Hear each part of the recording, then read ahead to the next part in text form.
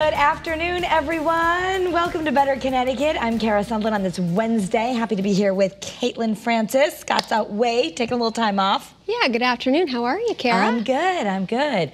Scott is enjoying himself. I'm sure I'll have some pictures when we get back. He was texting me from Newport yesterday, seeing all the sights. So, how lucky. So Celebrity Pro-Am is today at the Travelers Championship. Very exciting because tournament play returns tomorrow, and that's some normalcy for us. Huge event here in Connecticut. I know lots of folks are so excited that you can go back out and watch some golf at the TPC, but the Pro-Am is obviously today.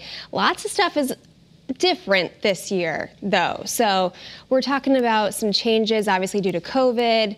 You have to buy your tickets ahead of time. No autographs this year. Right. But so if you are going, I'm hearing that Sunday is pretty booked, but you need to go on the website. You buy your tickets ahead of time.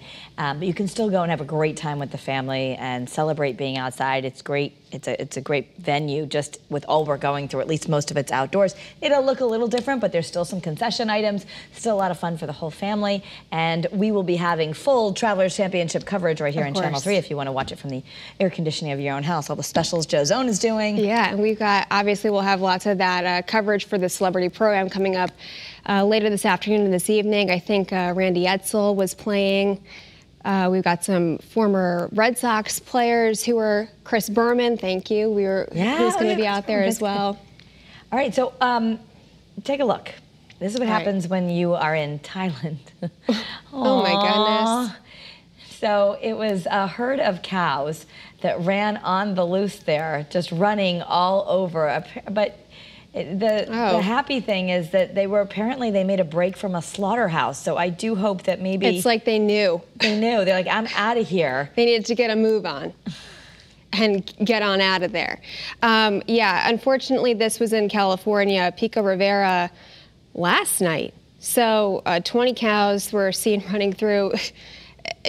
What chaos. Could you imagine? I mean, this is probably like, it could happen in any one of our hometowns here in Connecticut because we have so much farmland. Look at that. I hope that they all get to go to a sanctuary now because that jailbreak was successful for them. Like Buddy the Beefalo. Yeah.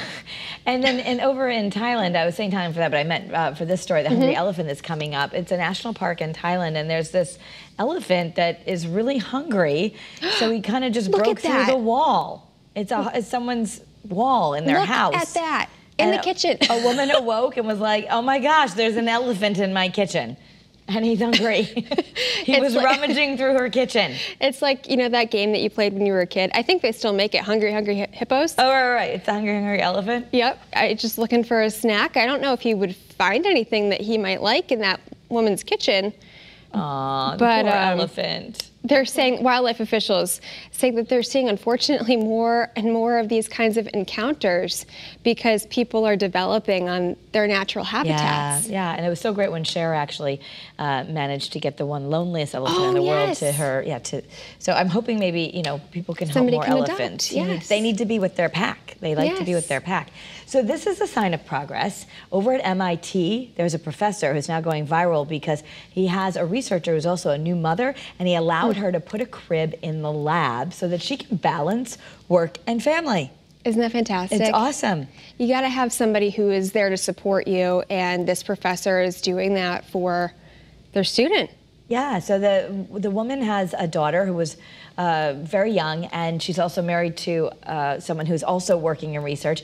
And they usually have a daycare, but it was all closed down. The school daycare center had been closed down because of the pandemic, and he realized that she was so stressed out trying to manage everything. He said, you know, that's okay. And at that age, it's great. You know, they just sleep in the pack and play. You can just check in a little bit. Might not work if you had, you know, a crazy 3-year-old running around a lab, but this is perfect. Well, it depends on what kind of class. Maybe the kid will just zonk out, you know, like a lot of the students. Right. Hopefully not, but I mean, it's wonderful that that professor is doing that for that mother. I think her name is Katie Cunningham, and she said it was really stressful. She was pregnant during the pandemic, and to have all that stress and then go back to class and feel like she was stressed out to then have to find childcare and professor stepped right up and helped her. Yeah. All right, so there's also some news that it was in the NFL yesterday. Carl Nassib came out as gay, and now his jersey, according to Fanatics, is the best-selling jersey in the NFL. He's a defensive lineman, and he decided to speak his truth, and people are showing their support in a big way. Yeah, I think this is fantastic. The story broke Monday night, I believe, and it really went viral yesterday. He plays for the Las Vegas Raiders. He's been, I think, playing for the last 5 years, five years, I believe, pro. And, you know, everybody has really just come forward. You've seen a lot of tweets supporting him, messages of support. He actually made a huge donation to the Trevor Project as well. So for people who don't know, that's an organization that really helps LGBTQ youth suicide prevention. Wonderful. So I can see why his jersey is flying off the shelves, because he's doing a lot for a lot of those LGBTQ groups. And that's, you know, it's wonderful that he feels strong enough and that hopefully his teammates are supporting him as well, but I think that's a great show of support. Walt Disney World, how old do you think Walt Disney World in Florida is? I'm just going to give you a moment to think about that, because I thought it was a lot older than this, but apparently Walt Disney World is turning 50. It's only 50 years young. I know, we were talking about this in the meeting, and it seems like it's been a staple, right? Especially here in the United States for a long time. Well, I remember going as a kid and I thought it had been there forever, but apparently it's only 50 years old, and they've announced a celebration that will span a year and a half. If you haven't gone to Disney, then you have to see the fireworks, because there's no better fireworks on Earth, I don't think, than what you see in Disney World. Whether Epcot or Magic Kingdom, we used to see the 7 o'clock shows when my kids were little, and that was at Epcot, because the 7 o'clock fireworks were easier than the midnight ones, the little ones.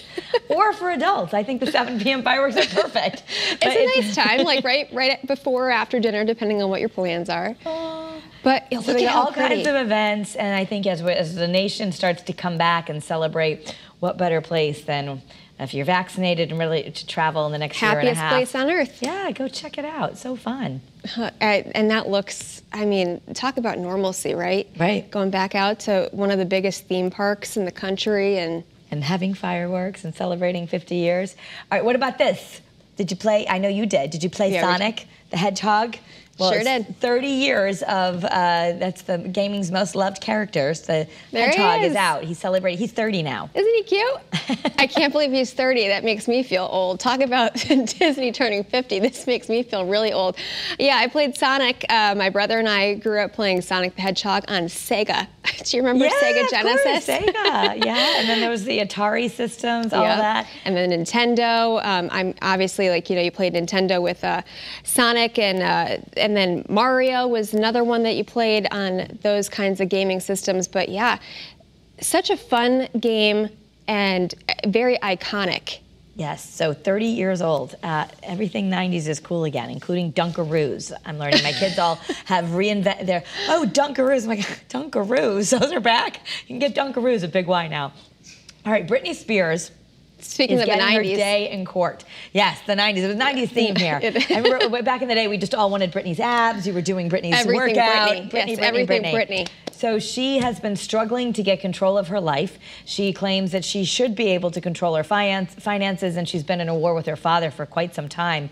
But she will have her day in front of a judge. She's been very open with her fans on Instagram. And I think, you know, interestingly, the world's learning a lot about conservatorship and mental health and all of that. This is very interesting. Obviously, there was that documentary, what was it called? Freeing Britney? Yeah, I think Free Britney. Yeah, something like that. Yeah. I think that's what it's called. Correct me if I'm wrong. But obviously that documentary came out, then there was a lot more discussion about what was actually going on behind closed doors, and then there's this Free Britney movement on social media because people are really confused if she's actually in control of her social media pages. Yeah, yeah. So, you know, I think for people who grew up as fans of hers, she's had that Las Vegas residency, and she's much more stable now. You know, it makes you wonder. She seems like it, yeah, for sure. The way she grew up, I'm sure, as much as it was wonderful how talented she was in the fame, it's got to be tough to grow up that way. I can't even imagine. But she claims she has her act together, and I think, you know, obviously when you get those residencies and you can stay in one place, that matters. And she's a mom. So yeah, I wish her the best. It's hard to tell from the outside course. what's really going on. Yeah, you just always hope, especially for somebody who's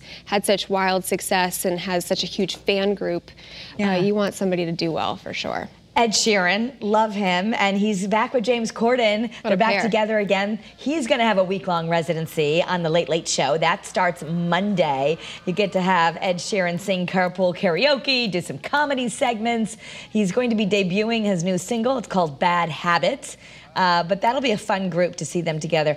You know, recently on Facebook, he was in a duet with Andrea Bocelli, which was really interesting, but incredible. But he is wildly talented. Yes. I mean, if you've ever seen him perform, he's literally, I mean, we talk about one-man banding in TV, right? He is literally a one-man band. He stands on stage by himself with all of his instruments. He's got his guitar and like a harmonica and his keyboard, and he does the drums with his feet. It's incredible. He's so talented, so talented. So whether you want to put it on your DVR or stay up late, that'll be a treat. And you remember, going back to the 90s again, Backstreet Boys, NSYNC fans. So, which one were you? Which camp were you in? Did you have one? New Kids. I think I just like them both. I feel like I like them both. And I'm going to be honest, I think I confuse them sometimes. Okay, that's fair. Because they're basically the same. Who didn't, right? NSYNC all day, says Jamie. Okay, I had the chance to interview NSYNC one time when I was younger. I was 21, and they came to Battle Creek, Michigan, Cereal City, and I got to go on stage with them and interview them for like just 5 minutes. They were doing a private show for Kellogg Families. Who is the coolest?